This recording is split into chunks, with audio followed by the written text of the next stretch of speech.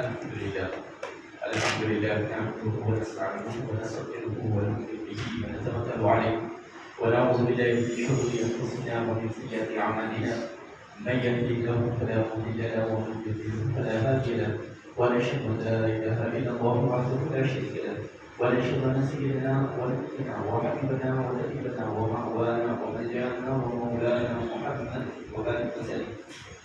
أما بعد فقال الله تبارك وتعالى في القرآن المجيد والفرقان الحميد فأعوذ بالله من الشيطان الرجيم بسم الله الرحمن الرحيم اهدنا الصراط المستقيم صراط الذين أنعمت عليهم غير المغضوب عليهم ولا الضالين آمين. صدق الله مولانا الذي وبلغنا رسوله النبي الأمين الكريم ونحن على ذلك من الشاهدين والشاكرين والحمد لله رب العالمين. وقال الله تبارك وتعالى في مقام آخر في شأن حبيبه إن الله وملائكته يصلون على النبي يا أيها الذين آمنوا صلوا عليه وسلموا تسليما. اللهم صل على سيدنا شفيعنا نبينا حبيبنا ونبينا ومولانا محمد وبارك وسلم. حاضرین کتاب میں نے آیات کریمہ کی تلاوت کا شرف حاصل کیا وہ سورۃ الفاتحہ کی 5ویں 6ویں اور 7ویں آیات ہے جس میں خالق کونین کے حضور بندہ یہ عرض و معروضہ کر رہا ہے کہ مولا مجھے صراط مستقیم پر چلا، اس راستے پر چلا جس پر تیرا انعام ہوا، اور لوگوں کے راستے پر نہ چلا جن پر تیرا بدل نہ بھی ہوا، یا ان لوگوں کے راستے پر نہ چلا جو گمراہی کے دلدل میں دھن گئے۔ اس آیت پاک میں بندے کو ایک دعا سکھائی گئی کہ وہ یہ دعا کرے کہ مولا ہم کو صراط مستقیم پر چلا۔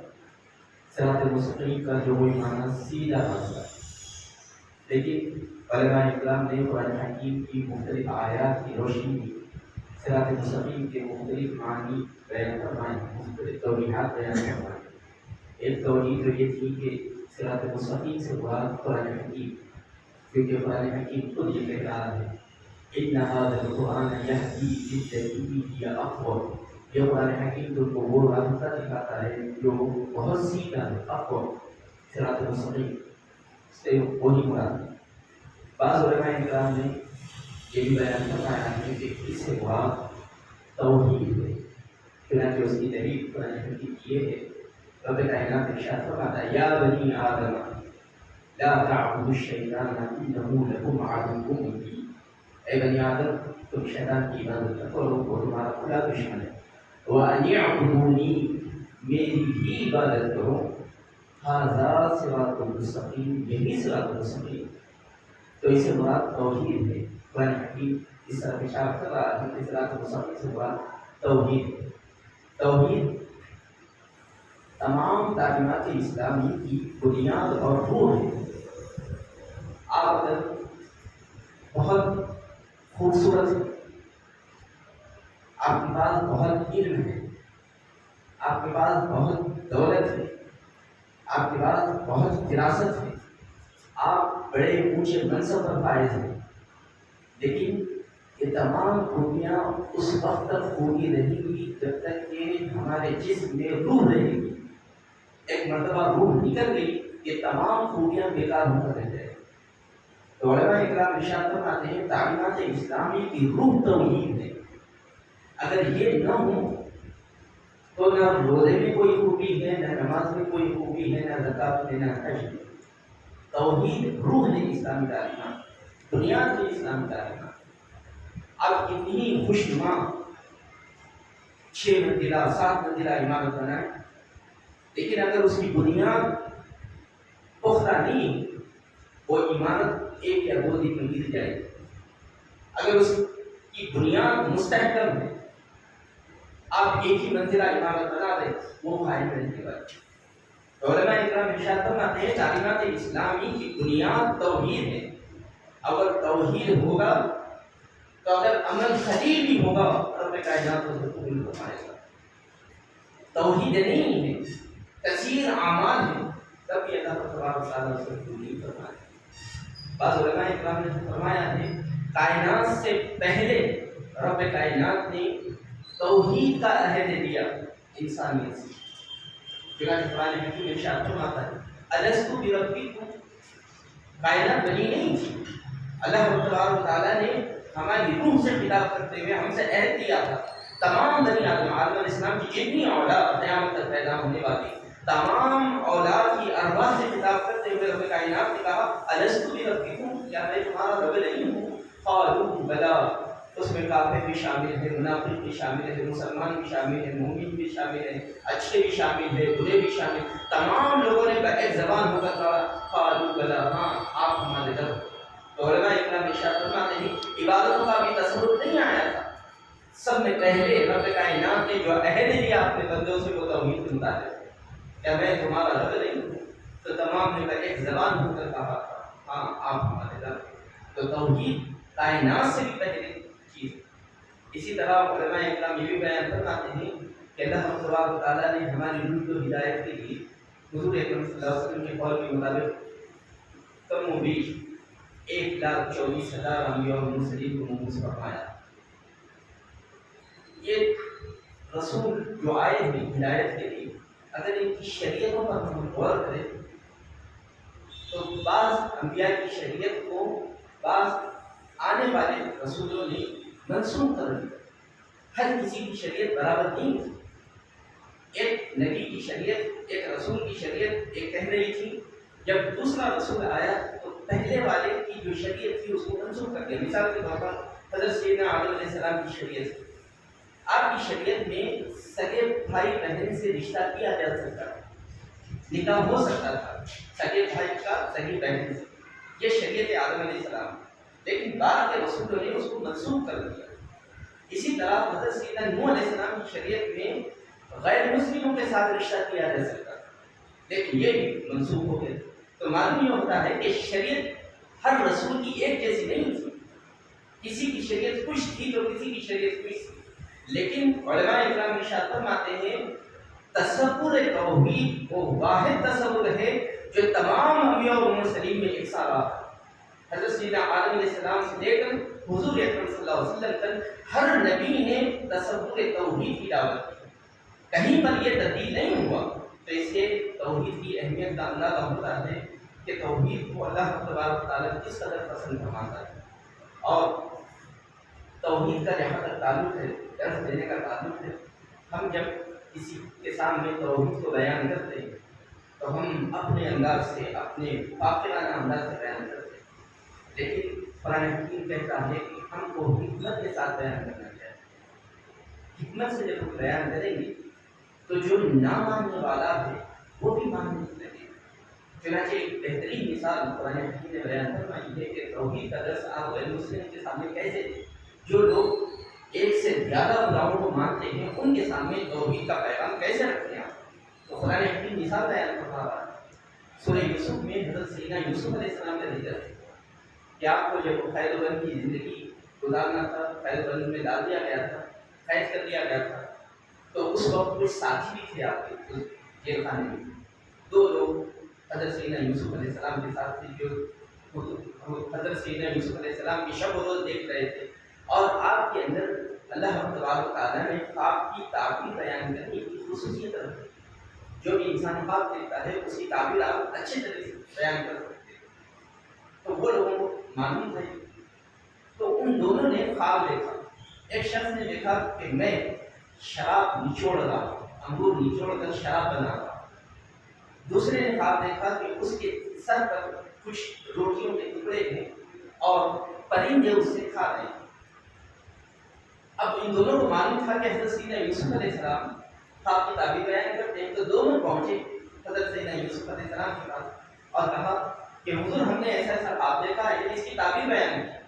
اب حضرت سیدنا یوسف علیہ السلام کی حکمت دیکھی، حضرت سیدنا یوسف علیہ السلام جانتے ہیں کہ ان کو میری بات کا یقین ہوگا، جو بھی میں تعبیر دوں گا اس پر یقین کریں گے، تو کیوں نہ میں اس سے پہلے کہ میں ان کی خواب کی تعبیر بیان کروں رب کی توحید بیان کر دوں، کیونکہ ان کو میری بات پر یقین ہے تو توحید ان کو قبول ہو جائے۔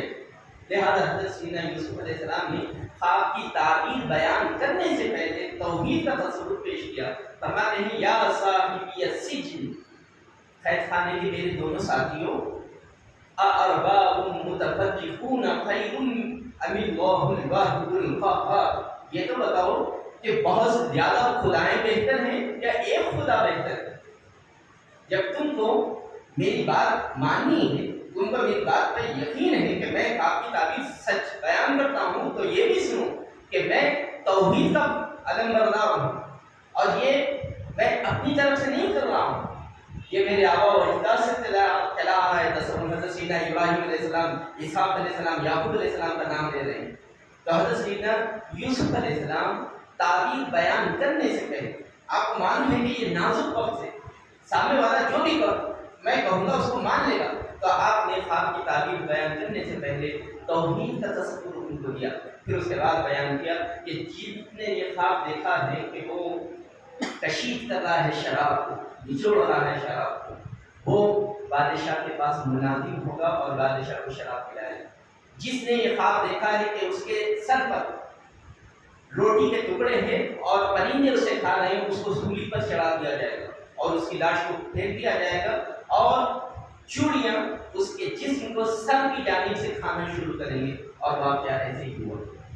لیکن حضرت سیدنا یوسف علیہ السلام حکمت بیان کر رہے ہیں کہ توحید کا درس کیسے دینا ہے ہم۔ ایسا نہیں ہے کہ توحید کا درس صرف مساجد سے دیا جائے، بلکہ اگر ہم اپنی زندگی میں جہاں جہاں اس کو لاگو کر سکتے ہیں وہاں وہاں اس کو ہم ادا کریں۔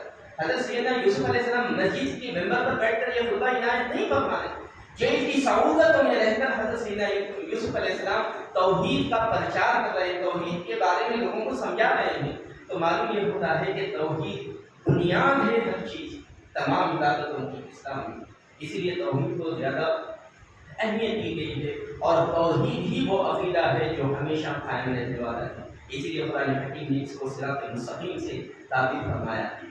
علماء اکرام ایک حدیث نقل کرتے ہیں حضرت سیدنا ابو سعید خدری رضی اللہ تعالیٰ عنہ سے، آپ بیان فرماتے ہیں کہ مرتبہ حضرت سیدنا موسیٰ علیہ السلام نے رب کائنات کے حضور یہ عرض کی کہ مولا مجھ کو کوئی وظیفہ عطا فرما تاکہ میں تجھ کو یاد کروں۔ اللہ تبارک و تعالیٰ نے کہا اے موسیٰ میری توحید بیان کرو، لا الہ الا اللہ۔ حضرت سیدنا موسیٰ علیہ السلام نے کہا مولا یہ تو پوری دنیا گنگناتی ہے، جو بھی توحید پرست ہے یہ تو عام ہے وظیفہ، کوئی ایسا خاص وظیفہ بتا جس سے میں تجھ کو یاد کر سکوں۔ اللہ تبارک و تعالیٰ نے کہا اے موسیٰ ساتوں آسمان اور ساتوں زمین ایک پلڑے میں رکھ دیے جائیں اور کلمہ توحید ایک پلڑے میں رکھ دیا جائے، یہ بھاری ہوگا۔ یہ نہ دیکھو کہ پوری دنیا گنگنا رہی ہے، اس کا جو اجر و ثواب ہوگا یہ تمام کائنات سے بہتر ہے۔ تو معلوم یہ ہوتا ہے کہ توحید کی اتنی زیادہ اہمیت ہے کہ اللہ تبارک و تعالیٰ نے ارشاد فرمایا یہ جملہ کوئی چھوٹا موٹا جملہ نہیں ہے، اس کے مقابل میں ساتوں آسمان اور ساتوں زمین بھی رکھ دیے جائیں تو یہ پڑھنا بھاری ہوگا، جس میں لا الہ الا اللہ کہا جائے۔ تو توحید کی یہ اہمیت ہے جو علماء اکرام نے بیان فرمایا ہے۔ اگر یہ توحید نہ ہو، انسان جتنے نئے کامات کرے وہ اللہ تبارک و تعالیٰ کے یہاں قابل قبول نہیں ہے۔ چنانچہ حضور اکرم صلی اللہ علیہ وسلم کے زمانے کی ایک شخصیت ہے، بہت ثقیل تھے، وہ عبداللہ ابن جدعان ان کا نام تھا، بہت ثقیل تھے۔ روزانہ آج کل ہم دیکھتے ہیں کہ کبھی 11ویں آ جائے یا عرفات آ جائے تو ہم لنگر دیکھنے میں آتا ہے کہ لوگ غریبوں کو کھلا رہے ہیں، اچھی بات ہے، یہ سارے ثواب کے لیے، لیکن عبداللہ ابن جدعان کا یہ عادت تھا کہ روزانہ یہ غریبوں کو کھانا کھلاتے ہیں، اتنا نیکی کا کام کرتے ہیں۔ ایک مرتبہ انہوں نے میٹنگ بلوائی جس میں حضور اکرم صلی اللہ علیہ وسلم نے بھی شرکت فرمائی۔ اس میں یہ عہد کیا گیا کہ ہم کسی مظلوم کو اگر دیکھیں گے تو اس کی مدد کے لیے آگے بڑھ جائیں گے، چاہے وہ مکہ شریف کا ہو یا مکہ شریف کے اطراف و اکناف میں رہنے والا ہو، چاہے وہ ہماری قوم کا ہو چاہے وہ ہماری قوم کا نہ ہو۔ حضور اکرم صلی اللہ علیہ وسلم کو یہ بات بہت پسند ہے، کیونکہ حضور اکرم صلی اللہ علیہ وسلم اسی مشن کو لے کر آگے بڑھ رہے تھے۔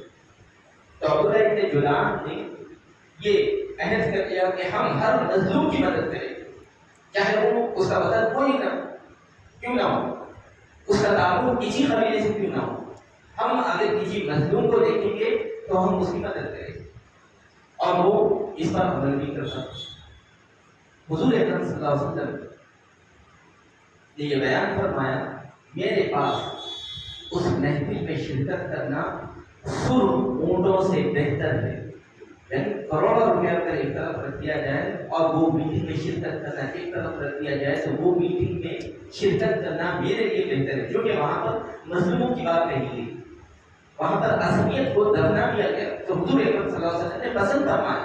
تو اللہ کیجیے کہ کتنی اچھی شخصیت ہوگی، لیکن اس کے باوجود جو کہ اس نے ایمان قبول نہیں کیا تھا. بی بی عائشہ صدیقہ رضی اللہ تعالی عنہا نے ایک مرتبہ حضور اکرم صلی اللہ علیہ وسلم سے دریافت فرمایا، یا رسول اللہ عبداللہ ابن جدعان کا کیا بنے گا قیامت؟ حضور اکرم صلی اللہ علیہ وسلم ارشاد فرماتے ہیں وہ جہنمی ہوگا، کیونکہ اس نے کلمہ توحید نہیں پڑھا. تو ایک طرف پورے نیک اعمال ہیں، انسانیت نواز تعلیمات ہیں، لیکن توحید اس کی بنیاد نہیں ہے. اللہ تبارک و تعالیٰ اس کو قبول نہیں کرتا ہے. چنانچہ قرآن حکیم ارشاد فرماتا ہے ان اللہ لا یغفر ان یشرک به ویغفر ما دون ذلک لمن یشاء. جو کوئی شرک کرے گا اللہ تبارک و تعالیٰ اس کی مغفرت نہیں فرمائے گا. اس کے علاوہ جتنے گناہ ہیں رب جس سے چاہے اس کو معاف فرمائے. تو یہ توحید بنیاد ہے، اسی سے ہمارا کردار قائم ہونے والا ہے، اسی سے ہماری عبادتیں قائم ہونے والی ہیں، اسی سے ہمارا ایمان قائم رہنے والا ہے. اسی لیے علماء کرام ارشاد فرماتے ہیں توحید صراط مستقیم ہے، جس کی ہم دعا کر رہے ہیں کہ مولا ہم کو صراط مستقیم پر چلا. اگر ہم توحید پر عمل پیرا ہو جائیں گے اللہ تبارک و تعالیٰ اس کے صدقے میں ہم کو صراط مستقیم پر گامزن فرما دے گا. کسی نے ایک عرابی سے پوچھ لیا، دیہاتی سے، گاؤں میں رہنے والے سے پوچھا کیا تم توحید کو مانتے ہو؟ اس نے کہا ہاں میں توحید کو مانتا ہوں. تو لوگوں نے پوچھا تم تو پڑھے لکھے نہیں، دلیل کیا ہے؟ کہ اللہ تبارک و تعالیٰ اس کائنات کا خالق ہے. تو اس نے اپنے انداز سے کہا کہ دیکھو میں سڑک پر جب گزرتا ہوں تو کہیں پر میلیاں دیکھ لیتا ہوں تو اس کو کچھ اندازہ ہو جاتا ہے کہ یہاں سے اونٹ گزرا ہے. اگر اونٹ نہیں ہوتا تو ان کا تصور نہیں کیا جا سکتا. کبھی میں گیت کو دیکھتا ہوں تو اس کو اندازہ ہو جاتا ہے کہ یہاں سے گزرا ہے، تبھی تو یاد ہے. کبھی میں انسان کے پیروں کے نشان دیکھتا ہوں تو سمجھ جاتا ہوں کہ یہاں سے انسان گزرا ہے. تو جب میں پوری کائنات کو دیکھتا ہوں تو اس وقت مجھے اندازہ ہوتا ہے کہ اس کو بنانے والا بھی کوئی ہے. تو میں اپنے رب کو مانتا ہوں اپنے انداز سے. تو توحید کو ماننا ہمارے لیے لازم ہے. امام اعظم ابو حنیفہ رحمۃ اللہ علیہ ارشاد فرماتے ہیں کہ رب کائنات اگر انبیاء اور مرسلین کو مبعوث نہ فرماتا، کتابیں آسمانی کتابیں نازل نہ فرماتا، تبھی انسان پر لازم تھا کہ وہ اللہ کو ایک مانے، اپنی عقل کے استعمال کے. عقل جیسا استعمال کرے گا انسان کائنات میں غور و فکر کرے گا تو اس کو اندازہ ہو جائے گا کہ یقیناً اس کو بنانے والا کوئی ایک ہے. تو یہ جو توحید ہے، لا الہ الا اللہ جو ہم کہتے ہیں، اس سے رب کائنات کی توحید میں، اس کی قدرت میں، اس کی عظمتوں میں کوئی اضافہ ہونے والا نہیں. لیکن توحید کو ماننے سے ہمارے اندر بہت زیادہ تبدیلیاں آ سکتی ہیں. مثال کے طور پر انسان کی فطرت ہے کہ جب کوئی طاقتور شے سامنے آ جاتی تو انسان اپنے آپ کو کمزور محسوس کرنے لگتا ہے. لیکن سامنے والا طاقتور ہوں اور اس کے پشت پر اس سے زیادہ طاقتور ہوں، اب انسان اس سے محروم نہیں ہوتا. تو علماء کرام ارشاد فرماتے ہیں جب انسان اپنے دل میں یہ بات بٹھا لے کہ پوری کائنات کے سب میں زیادہ طاقتور اگر کوئی ہے تو خالق کائنات ہے، اب یہ انسان کسی سے نہیں ڈرے گا، لیڈر بن جائے گا. اگر یہ توحید کے اثرات انسان کے ذہن پر خل پر نہ ہو تو انسان بزدل بن جائے گا. چنانچہ نبی پاک علیہ الصلوۃ والسلام نے بھی اسی طرح ارشاد فرمایا کہ مسلمانوں یہ بات یاد رکھو کہ اگر پوری کائنات مل کر تم کو خوشی دینا چاہے اور رب تم کو خوشی نہ دینا چاہے تو پوری کائنات مل کر بھی تم کو خوشی نہیں دے سکتی.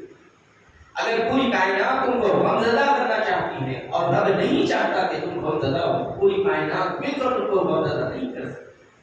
تو یہ تصور جب انسان کے ذہن پر چھا جاتا ہے انسان کسی سے نہیں ڈرتا، لیڈر بن جاتا ہے.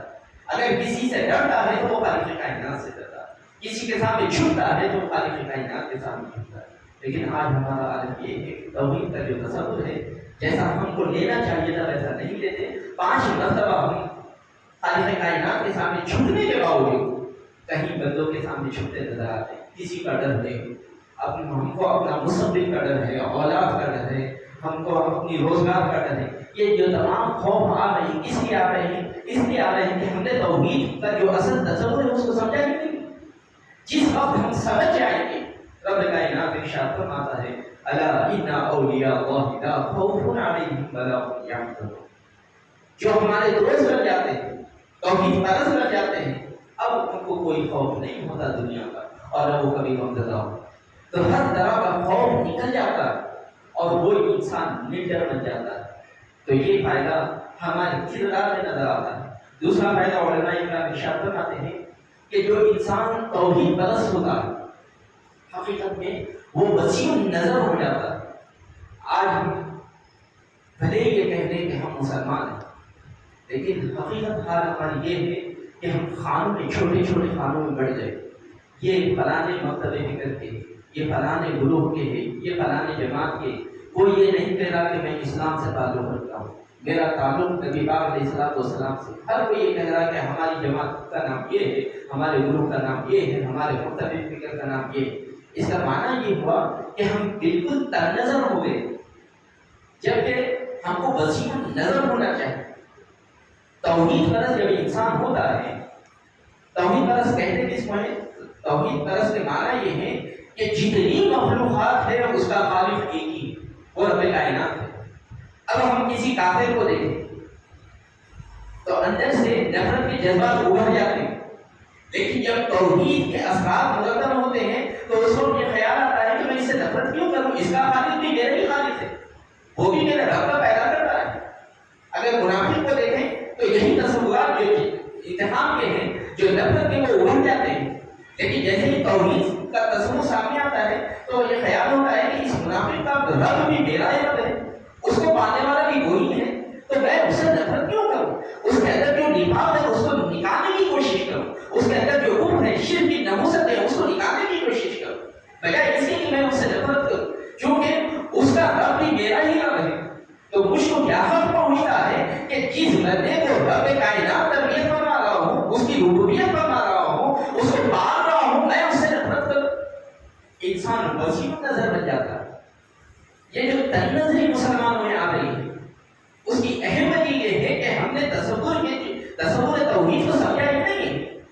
ہم نے بس یہ کہہ دیا کہ لا الہ الا اللہ, تو ہم سمجھ رہے ہیں موحد اعظم ہو گئے, ہم بڑے توحید پرست ہو گئے. علماء اکرام ارشاد فرماتے ہیں اگر ہم واقعتاً توحید پرست ہوں تو اس کا عملی نمونہ ہماری زندگی میں اس طرح ظاہر ہونا چاہیے کہ ہم وسیع نظر بن جائیں. چنانچہ قرآن حکیم آپ پڑھیں, قرآن حکیم نے مسلمانوں کو وسیع نظری سکھائی. کسی بھی مذہب کو وجود میں آنے کے لیے 5 چیزوں کا ہونا ضروری, اس کے بغیر کوئی مذہب وجود میں نہیں آتا. سب سے پہلے ہے خالق کا تصور, دوسرے ہے نبی کا تصور, تیسرے ہے کتاب کا تصور, چوتھا ہے عبادت گاہ کا تصور, 5ویں ہے امت کا تصور. کوئی مذہب آپ دیکھیں سوائے بدھزم کو چھوڑ کے وہ عقل کو سب کچھ مانتے ہیں. جتنے بھی مذاہب ہیں ان کے اندر خدا کا تصور پایا جاتا ہے. الگ الگ نام سے پکارے وہ الگ بات ہے, لیکن خدا کا تصور ہونا ضروری, نبی کا تصور ہونا ضروری, کتاب کا تصور ہونا ضروری, عبادت گاہ کا تصور ہونا ضروری. ہم مسجد کہتے ہیں, کوئی گرودوارا کہتا ہے, کوئی مندر کہتا ہے, عبادت گاہ کا تصور ہونا ضروری, امت کا تصور ہونا ضروری. جب تک ماننے والے نہ ہوں اس کو مذہب کیسا کہا جائے, مذہب کے ماننے والے بھی. اب یہ جو 5 چیزیں ہیں قرآن حکیم نے بیان فرمایا, اس کا تعلق دیا ہے کہ اسلام میں یہ 5 چیزیں کیسی ہیں. سب سے پہلے خالق کا تصور. کون ہے خالق؟ رب کائنات نے ارشاد فرمایا رب العالمین. اسلام میں جو خالق کا تصور کیا گیا وہ اتنا وسیع ہے کہ تم یہ نہ کہو کہ میں رب المسلمین یا رب المؤمنین ہوں, بلکہ میں رب العالمین. خالق کائنات نے یہ بھی نہیں کہا کہ میں رب الانسان ہوں, بلکہ رب نے کہا میں رب العالمین. میں انسانوں کا بھی رب ہوں, جانوروں کا بھی رب ہوں, پہاڑوں کا بھی رب ہوں, درختوں کا بھی رب ہوں, پانی کا بھی رب ہوں, پانی میں جو مخلوقات ہیں ان کا بھی رب. جتنی کائنات میں جو مخلوقات کتنا وسیع تصور ہے خالق کا، محدود نہیں، رب نے محدود نہیں کیا اپنی ربوبیت کو، کہا کہ میں عالمین کا رب ہوں۔ اچھا رسول کا تصور دیکھیے قرآن حکیم نے کیا کیا، ہم جس رسول کو مانتے ہیں، جس نبی کو مانتے ہیں، وہ نبی کا تعارف کیا ہے؟ تو قرآن نے کہا وَمَا أَرْسَلْنَاكَ إِلَّا رَحْمَةً لِلْعَالَمِينَ، جس طرح میں رب العالمین ہوں اے میرے حبیب میں آپ کو رحمت للعالمین بنا کر بھیج رہا ہوں۔ کہاں ہم نے مسجدوں کو ٹکڑے کر دیا ہے، مسجدوں کو بانٹ دیا ہے، یہ ہماری جماعت کی مسجد ہے، یہ آپ کے گروہ کی مسجد، اسلام نے سکھایا ہی نہیں ہے۔ نبی پاک علیہ السلام کے بارے میں رب کائنات ارشاد فرما رہا ہے جہاں جہاں تک میری ربوبیت ہے وہاں تک میرے نبی کی رحمت پہنچنے والی ہے۔ رحمت للعالمین ہے میرا نبی، میرا نبی صرف مسلمانوں کا نبی نہیں ہے، یہ جو رحمت للعالمین ہے تمام عالمین کے لیے رحمت ہے۔ یہاں پر بھی رب کائنات نے یہ نہیں بیان فرمایا کہ میرا نبی صرف انسانوں کے لیے رحمت ہے۔ ہم تو کاٹتے چلے جا رہے ہیں لوگوں کو، جبکہ قرآن حکیم وسیع النظری کی دعوت دے رہا ہے۔ تو یہ دوسرا تصور تھا نبی کا تصور، جس کا تعلق قرآن حکیم نے بیان فرمایا کہ وہ رحمت للعالمین ہے۔ اب کتاب کا تصور، جس کتاب کو ہم مانتے ہیں، جس پر ہمارا عقیدہ ہے کہ یہ مکمل دستور حیات ہے، قرآن حکیم سے پوچھیں آپ کیا لیا؟ قرآن حکیم تعلق اپنا دے رہا ہے ہدی للناس، میں تو ہدایت پوری انسانیت کے لیے۔ قرآن حکیم یہ نہیں کہہ رہا کہ میں سنیوں کے لیے ہدایت ہے، میں کسی فلاں کے لیے ہدایت ہے، شیعوں کے لیے ہدایت ہے، بلکہ وہ تو یہ کہہ رہا ہے کہ کافر بھی اگر خلوص نیت سے پڑھ لے تو میں اس کو بھی ہدایت دینے کے لیے تیار ہوں۔ ہدی للناس ہوں میں، اگر یہودی بھی پڑھ لے مجھ کو خلوص نیت کے ساتھ اپنے دل کی آنکھ کھول کر میں اس کو بھی ہدایت دوں۔ وہ شخص جو خدا کو نہیں مانتا اگر وہ بھی خلوص نیت کے ساتھ میری تلاوت کرے تو میں اس کو بھی ہدایت دوں۔ ہم نے تو اپنے آپ کو جکڑ لیا ہے، نہیں ہم ہی جنت میں جانے والے ہیں، دوسرے پورے دوزخ میں جانے والے، وہ بدعتی ہیں، وہ کافر ہیں، وہ مشرک ہیں، ہم ہی ایک ہیں جو سیدھے راستے پر چلنے والے ہیں۔ یہ سرٹیفکیٹ ہم کو کس نے دیا؟ قرآن وسیع النظری سکھاتا، کبھی تر نظری نہیں سکھاتا قرآن۔ تو یہ تھا کتاب کا تصور۔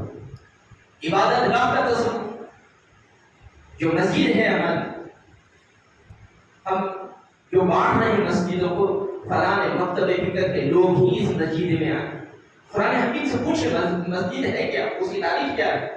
اِنَّا أَوَّلَ بَيْتٍ وُضِعَ لِلنَّاسِ لِلَّذِي بَبَّكَةَ مُبَارَكًا وَهُدًى لِلْعَالَمِينَ، سب سے پہلے جو گھر بنایا گیا عبادت کے لیے وہ کعبۃ اللہ شریف ہے، وہ مبارک گھر ہے، هُدًى لِلْعَالَمِينَ جو تمام عالمین کے لیے ہدایت کا سبب ہے۔ اگر کافر بھی آئے گا وہاں پر خلوص نیت کے ساتھ دل کی آنکھ کھول کر اس کو بھی ہدایت دی جائے۔ مسجد کا تصور تو یہ دیا گیا تھا، ہم نے تو اپنے ناموں سے مسجدیں بنا لی، اپنے گروہ کے نام سے مسجد بنا لی، جبکہ قرآن حکیم کہہ رہا ہے مسجد کسی خاص گروہ کی اجارہ داری نہیں ہے، اس پر یہ عالمین کی ہدایت کا سبب ہے۔ تو ہم اس کو بند کرتے چلے جا رہے ہیں، اس کو کھولنا چاہیے، وسیع النظری لانی چاہیے۔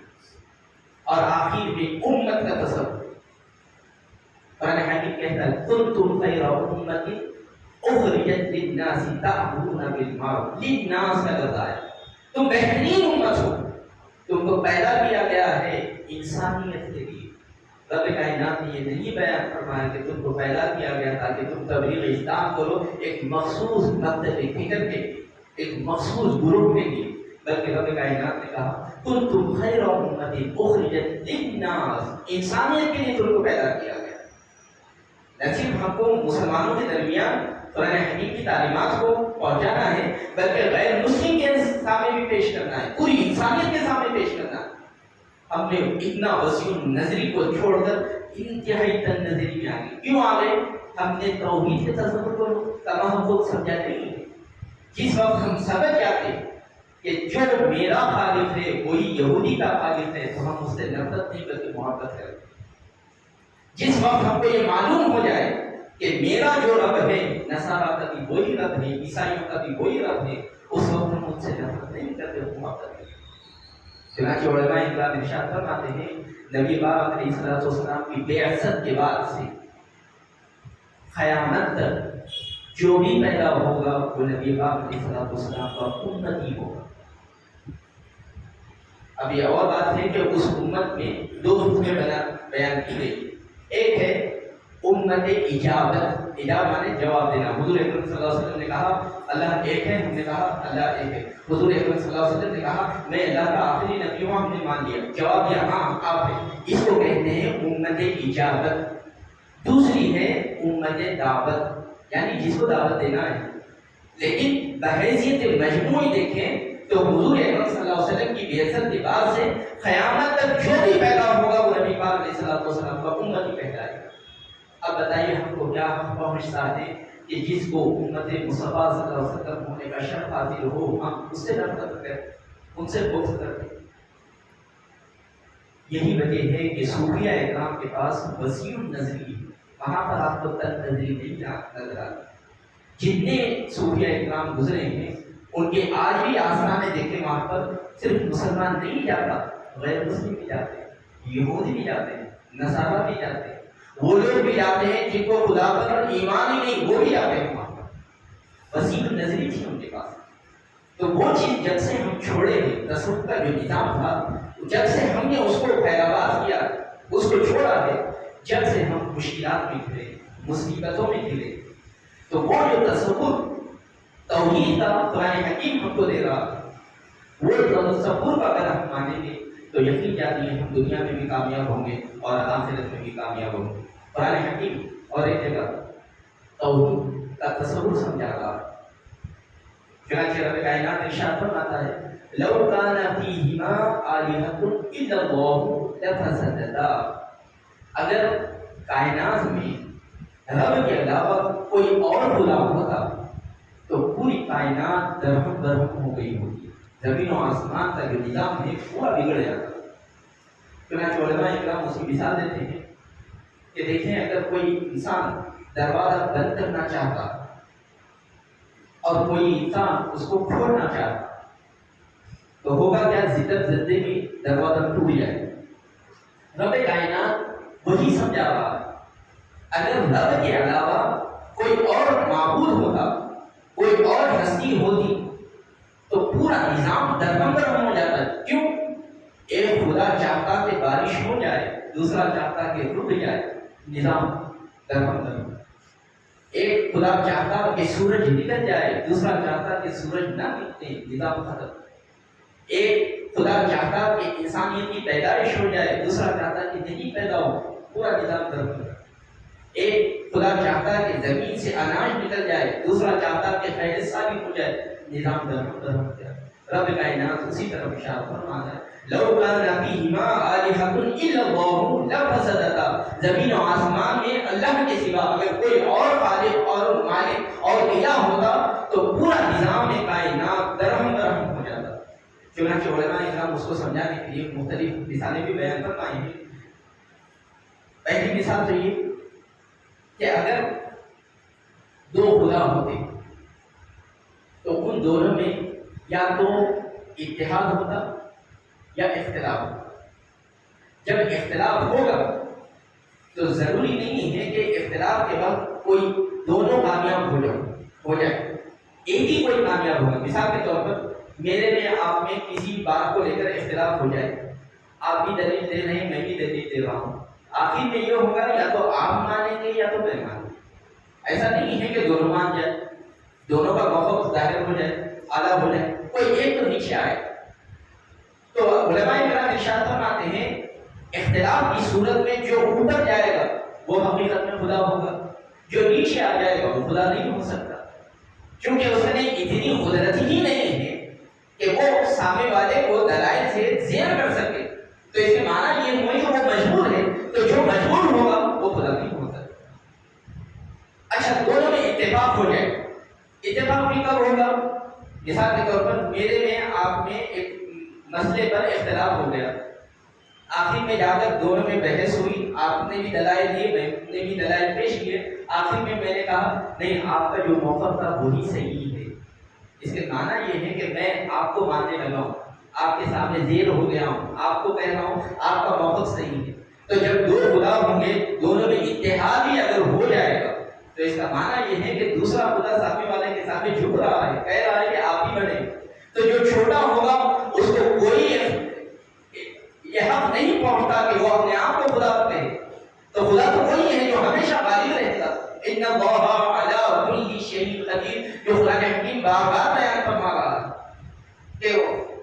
خالق تو وہی نہ ہوگا جو ہر چیز پر قدرت رکھتا ہو. تو علماء اکرام ارشاد فرماتے ہیں اس سے بھی ظاہر ہوتا ہے کہ اللہ تبارک و تعالیٰ ایک ہے.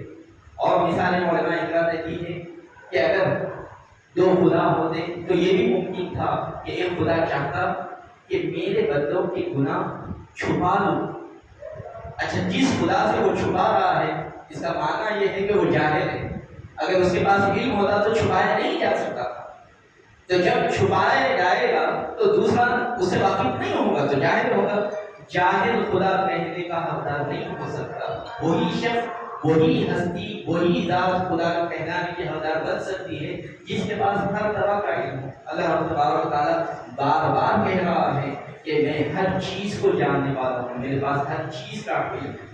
تو توحید کو اگر ہم اس نظریے کے ساتھ سمجھیں گے یقیناً یہ توحید کا تصور نہ صرف دنیا میں کامیاب یہ ہم کو عطا فرمائے گا بلکہ آخرت میں بھی یہ ہمارے کام آئے گا. چنانچہ حضرت سیدنا عبداللہ ابن عمر رضی اللہ تعالیٰ عنہ سے مروی ہے حضور اکرم صلی اللہ علیہ وسلم ارشاد فرماتے ہیں کہ میدان حشر میں ایک بندے کے نام اعمال کو کھولا جائے گا جس کے 99 دفتر ہوں گے, 99 کتابیں ہوں گی جس کو کھولا جائے گا.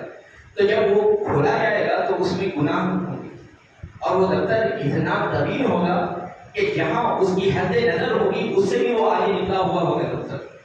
تو یہ ایسے ایک دفتر نہیں 99 دفتر ہوں گے. تو اندازہ کیجیے کہ اس کا جہنم رسید ہونا یقینی ہے. تو جب وہ 99 دفتر کھول دیے جائیں گے اس کے بعد اس کو جہنم رسید ہونے کا یقین ہو جائے گا. اس وقت اللہ تبارک و تعالیٰ فرشتوں سے کہے گا کہ وہ پرچی لاؤ اور اس کے نام اعمال مٹاؤ. ایک پرچی لائی جائے گی اور اس کے نام اعمال میں ڈالی جائے گی. 99 کے دفتر ہلکے ہو جائیں گے, وہ پرچی جس میں ڈالی گئی تھی وہ بھاری ہو جائے گا اور وہ جنت کا مستحق بن جائے گا. تو بندہ پوچھے گا کہ مولا اس پرچی میں کیا لکھا ہوا تھا؟